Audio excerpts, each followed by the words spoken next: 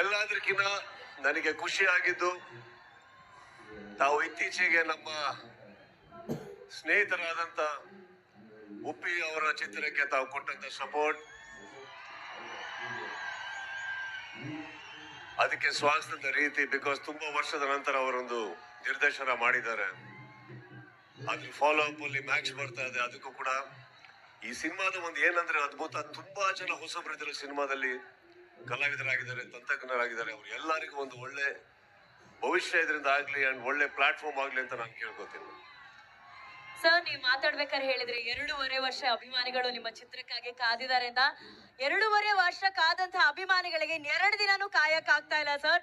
Bookings open ಆಗಿದೆ, Max level ಅಲ್ಲಿ, pro Max level ಅಲ್ಲಿ ಬುಕಿಂಗ್ಸ್ ಮಾಡ್ತಾ ಇದ್ದಾರೆ.